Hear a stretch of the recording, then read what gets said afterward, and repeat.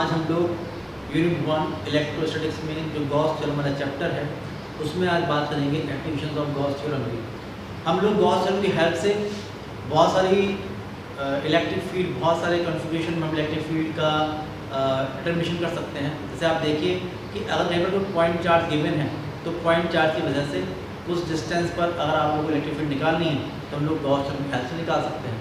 तो first application देखिए कि फर्स्ट एप्लीकेशन है electric field intensity. Electric field intensity due to point charge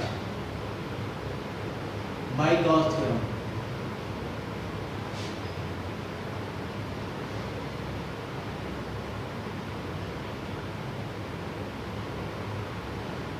ये चाहिए हम लोगों को। अब आप देखें कि क्वेश्चन ये आ गया कि आपके पास ये एक चार्ज है, सपोज चार्ज है +Q और ये रखा हुआ है पॉइंट O पर। पोजीशन वेक्टर R, ये पोजीशन वेक्टर R जिसका मैग्नीट्यूड है R। इस पॉइंट P पर हम लोग को इलेक्ट्रिक फील्ड इंटेंसिटी निकालनी है। तो अगर गॉस थ्योरम से निकालना है आप लोगों को तो उसके लिए आपको एक क्लोज गॉसियन सरफेस चाहिए होगी।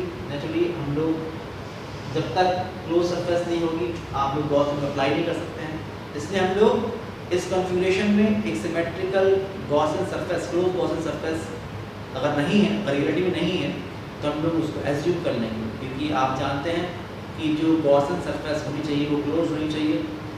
रियल या इमेजिनरी कैसी हो सकती है, तो हम इमेजिन कर लेंगे कि इसको सेंटर मान के और O से P की डिस्टेंस स्मॉल r है, इसको रेडियस मानकर हम लोग एक क्लोज्ड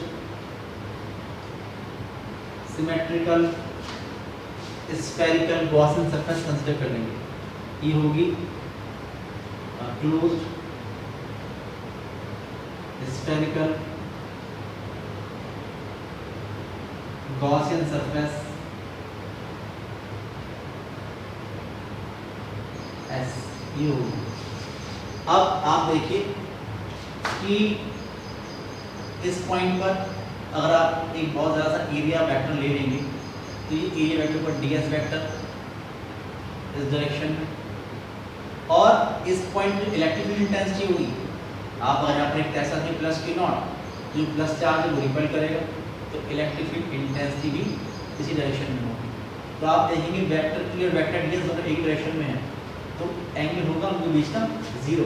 अगर इस जरा से एरिया सेगमेंट से अगर आपको इलेक्ट्रिक फ्लक्स निकालना है तो जरा सेगमेंट से इलेक्ट्रिक फ्लक्स होगा, ये होगा d phi e। ये आप निकाल सकते हैं।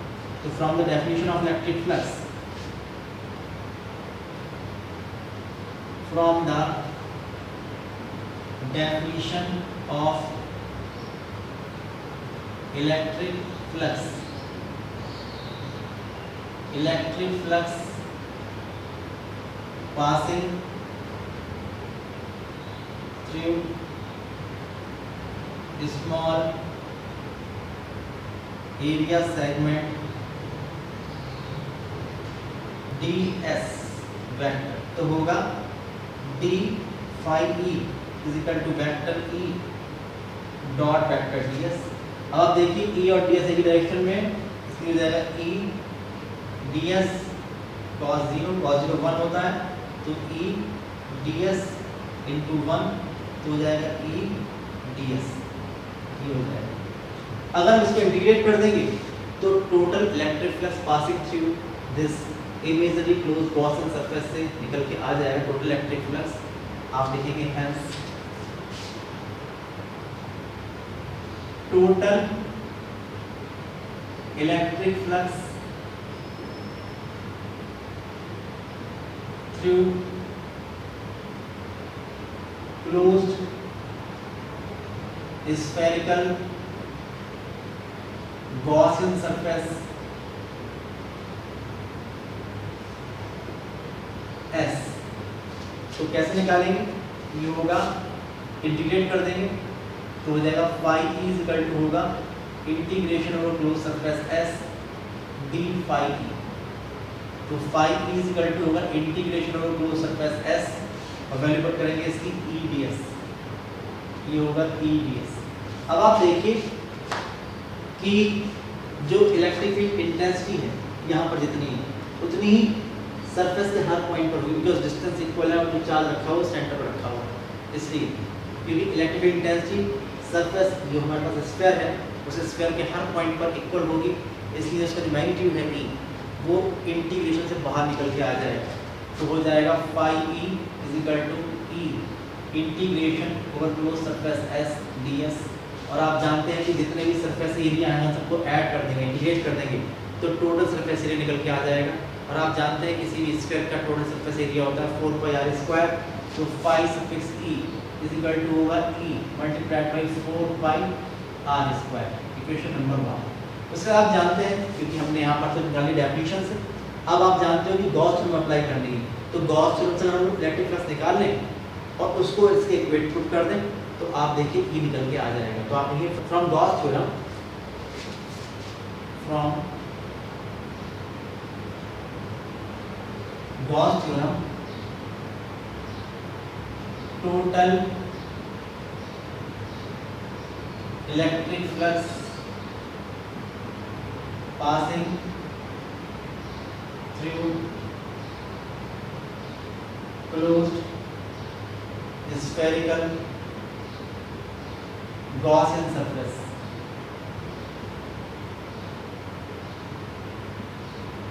ये होगा phi is equal to 1 upon epsilon naught multiplied by charge enclosed.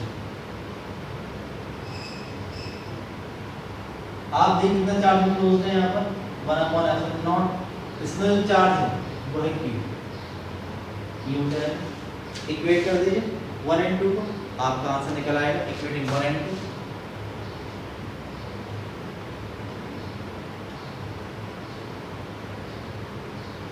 जब इक्वेट करेंगे तो आएगा E into 4 pi are square is equal to 1 upon epsilon not into Q। तो magnitude of electric intensity at point P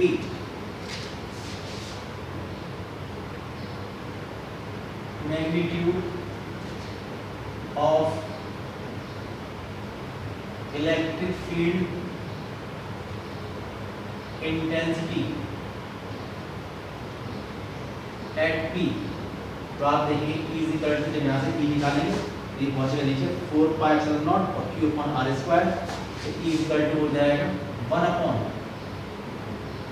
4 pi epsilon naught Q upon r square. आप जानते हैं यही formula निकल के आता है electric field intensity due to point charge, यही फॉर्मूला निकल के आता है, आपको ध्यान रखना। ऐसे ही अगर आपको चाहिए वेक्टर फॉर्म में, तो आप देखिए कि अगर इस पॉइंट पर आपको इलेक्ट्रिक इंटेंसिटी निकालनी है तो वो इस डायरेक्शन में होगी, इसका मतलब आप देखिए कि वेक्टर आर डायरेक्शन में होगी, तो आपको यूनिट वेक्टर आर से नहीं आर कैप से मल्टीप्लाई करना पड़ेगा, तो आप लोग इसकी वेक्टर फॉर्म निकाल सकते हैं। आप लिखेंगे इन वेक्टर फॉर्म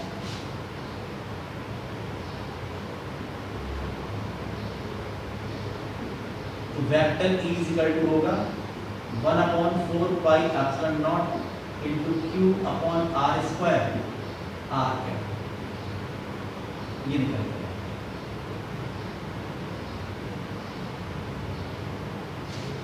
आप देखिए कि जो सेकंड एप्लीकेशन है वो ये है कि अगर हम लोगों को कूलम्ब्स लॉ ड्राइव करना है गॉस थ्योरम से, हम कर सकते हैं obtain Coulomb's law from Gauss theorem. ये क्वेश्चन अगर आता है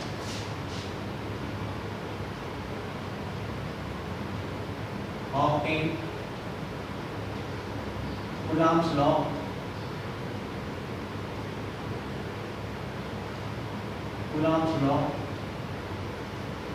from Gauss theorem,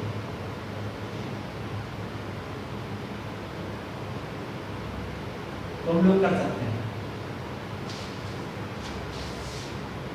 Coulomb's law आप जानते हैं कि वो बात जो होती है, वो जो लॉ है कूलम्ब्स लॉ, वो दो पॉइंट चार्जेस के बीच रहने वाले फोर्स को बताता है। तो आप देखिए कि अगर एक चार्ज ये है और एक चार्ज यहाँ रखें तो जो भी फोर्स आएगा इनके बीच में वो फोर्स कूलम्बियन फोर्स को रिप्रेजेंट करता है और वो कूलम्ब्स लॉ के अकॉर्डिंग होना चाहिए। आप जानते हैं कूलम्ब्स लॉ के अकॉर्डिंग दो पॉइंट चार्जेस के बीच जो इलेक्ट्रोस्टैटिक फोर्स होता है वो दोनों पॉइंट चार्जेस के मैग्नीट्यूड के मल्टीप्लिकेशन के डायरेक्टली प्रोपोर्शनल होता है। उनके बीच की जो डिस्टेंस होती है उसके स्क्वायर की इन्वर्सली प्रोपोर्शनल होता है, और डायरेक्शन ऑफ फोर्स जो होती है वो दोनों पॉइंट चार्जेस को ज्वाइन करने वाली लाइन के अलाउंग होती है। तो ये बातें देखते हैं निकल के आती हैं कि नहीं आती हैं। अगर ये क्वेश्चन आता है कि obtain Coulomb's law from Gauss theorem, तो आप लोगों को पहले ये आर्टिकल पूरा ट्राई करना पड़ेगा, ऐसे ही यहाँ तक पहुँचेंगे। उसके बाद आप लिखेंगे कि यहाँ पर आप लोग एक पॉइंट चार्ज रख देंगे, plus q naught test charge रख देंगे। जब plus q naught test charge से इलेक्ट्रिक फील्ड रखा जाएगा तो आप जानते हैं कि जो हमारे पास पॉजिटिव टेस्ट चार्ज होता है, जब किसी इलेक्ट्रिक रखा जाता है तो वो एक इलेक्ट्रिक फोर्स एक्सपीरियंस करता है, डायरेक्शन होती है in the direction of field, तो वो एक इलेक्ट्रिक फोर्स एक्सपीरियंस करेगा। वो फोर्स कितना होगा हम लोग ये निकालें, तो आप लिखेंगे is solving up to equation b, पहले सॉल्व करेंगे यहाँ तक, उसके बाद लिखेंगे कि putting a point charge plus P naught at P, electric force experienced by plus P naught। तो जो फोर्स होगा F वो कितना होगा P naught वेक्टर की, ये तो फोर्स लगता है। जब ये फोर्स लगेगा तो यहाँ पर वैल्यू पुट कर दीजिए इक्वेशन बी से, putting value of E from P, putting value of vector E from equation B, we get तो हो जाएगा force F is equal to Q naught multiplied by E की वैल्यू है 1/4 pi epsilon naught Q upon R square R, ये हो जाएगा। आप इस Q नॉट को अंदर ले जाओगे तो आएगा vector F is equal to 1/4 pi epsilon naught Q into Q naught upon R square, ये हो जाएगा इंटू R। और आप देखिए यही कूलॉम्स लॉ है।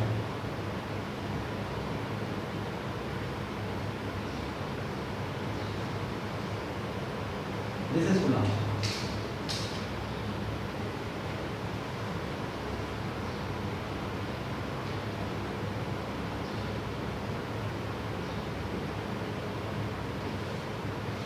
आप देखिए ये कूलॉम्स लॉ कि जो फोर्स है that is directly proportional to Q into Q naught, दोनों पॉइंट चार्जेस की जो मैग्नीट्यूड है उसके मल्टीप्लिकेशन डायरेक्टली प्रोपोर्शनल है, F is inversely proportional to R square, दोनों चार्जेस की जो डिस्टेंस है उसके स्क्वायर के इनवर्सली प्रोपोर्शनल है, एंड F की डायरेक्शन है वो यूनिट वेक्टर I डायरेक्शन है। इसका मतलब दोनों पॉइंट चार्जेस को ज्वाइन करने वाली लाइन के अलाउंग जो है वो फोर्स कर रहा है, तो ये कूलॉम्स लॉ है।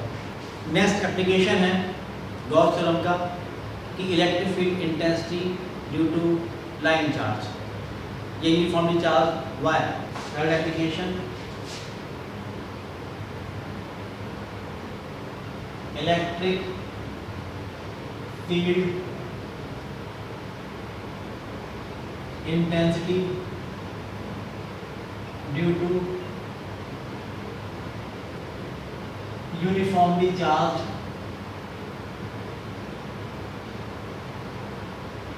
वायर और line charge.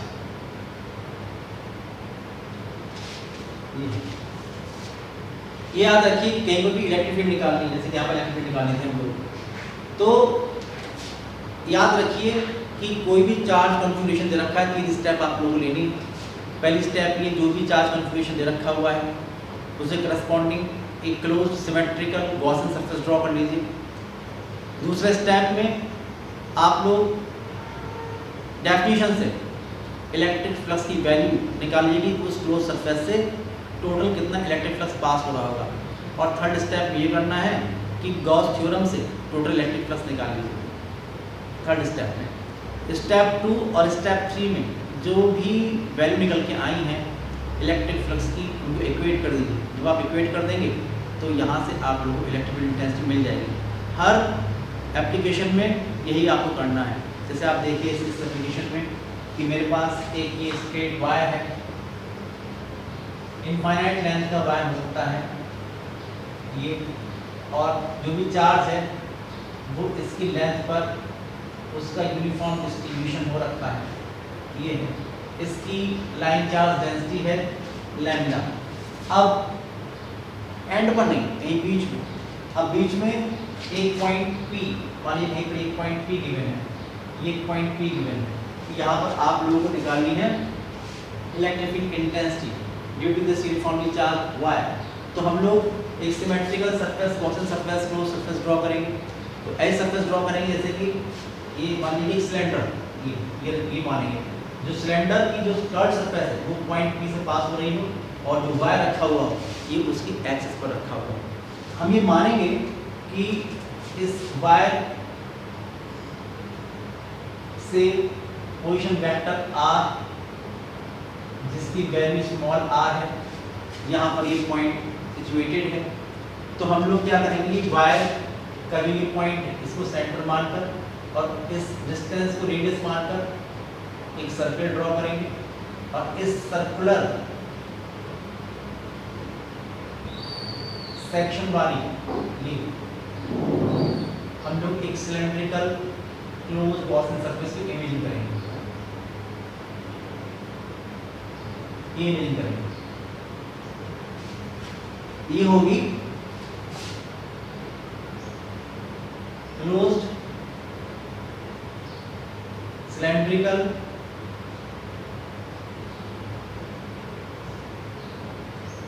Gaussian surface S। ये क्लोज सिलेंड्रिकल गॉसियन सरफेस है जिसको मैंने इमेजिन किया हुआ है। लेकिन यहाँ पर एक खास बात ये है कि इस सरफेस S में 3 सरफेसेस हैं।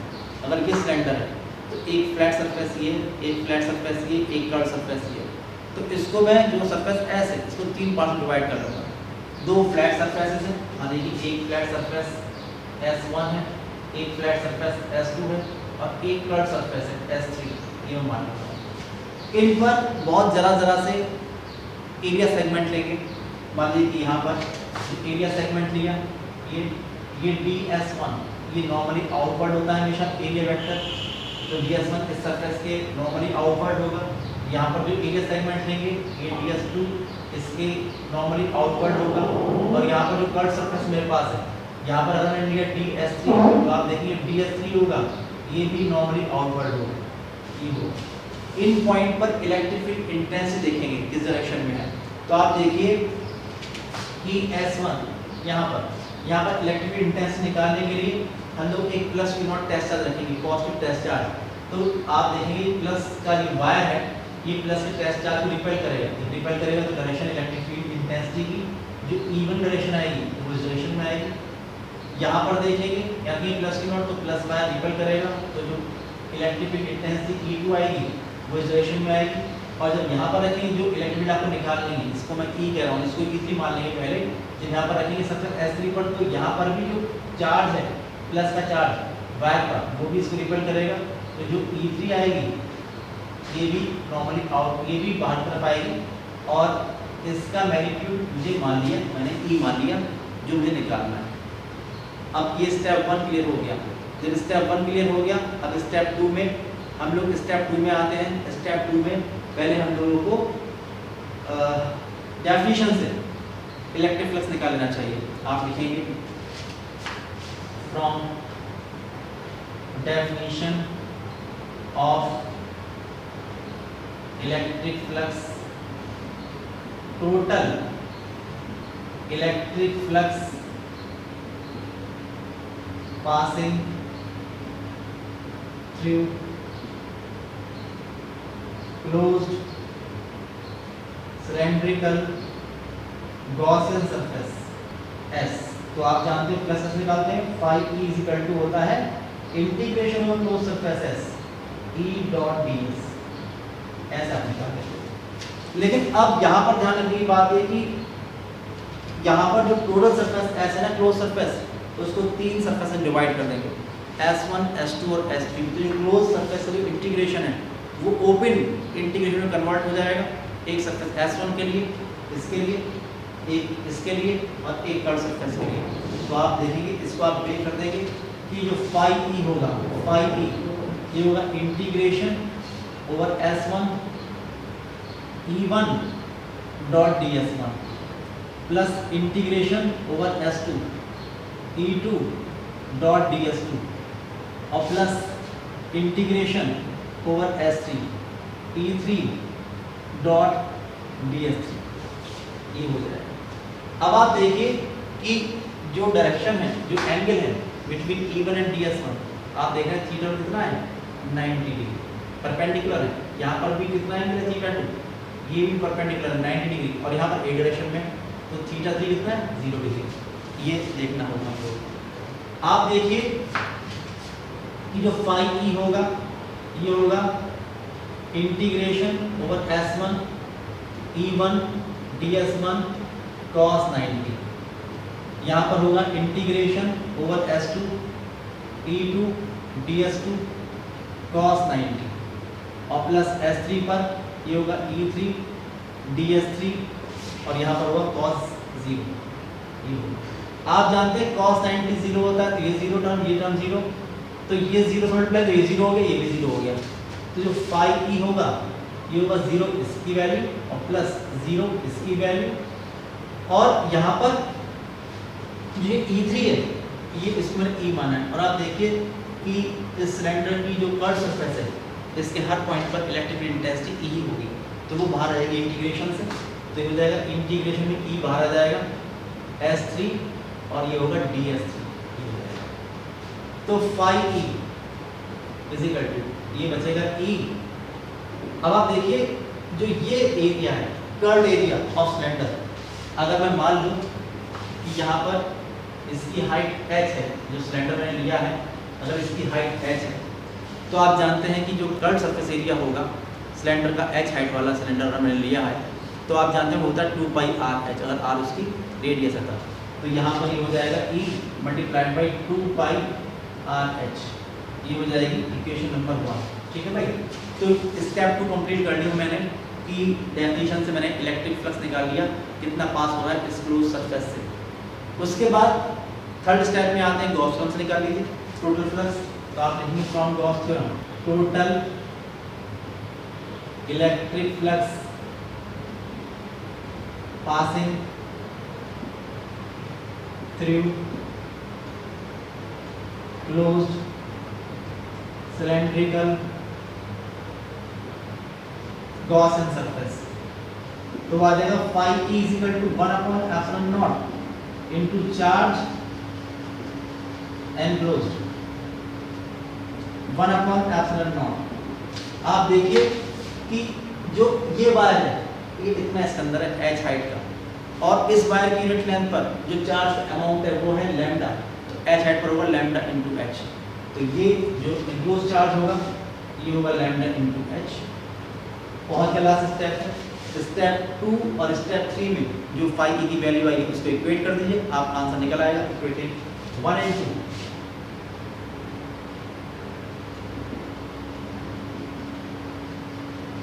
जब इक्वेट करेंगे तो होगा E multiplied by 2πr(h) is equal to 1 upon epsilon not into lambda into h। तो E इज इक्वल टू हो जाएगा 1 अपॉन 2π एप्सिलॉन नॉट, यहाँ पर आप देखिए h से h कैंसिल, और लैम्डा अपॉन r, या तो आप लिख लीजिए। लेकिन आप जानते हैं कांस्टेंट जो होता है ये होता है 4π, जब 2 से मल्टीप्लाई डिवाइड करेंगे तो हो जाएगा E is equal to 1 upon 4π epsilon not into 2 lambda upon r, 2 lambda upon r। इसका मतलब ये हुआ कि यहाँ पर जो इलेक्ट्रिक फील्ड आ रही है that is inversely proportional to r आ रही है, खास बात। और अगर आपको वेक्टर फॉर्म चाहिए, अगर आपको एग्जैक्टली एट पॉइंट P चाहिए तो आप देखिए इस डायरेक्शन में होगा, यानी जिस डायरेक्शन में वेक्टर r है तो आप r कैप से मल्टीप्लाई कर देंगे इन वेक्टर फॉर्म। तो vector E is equal to होगा 1 upon 4π epsilon not 2 lambda upon r cap. ये वेक्टर फॉर्म निकल गया। ठीक है।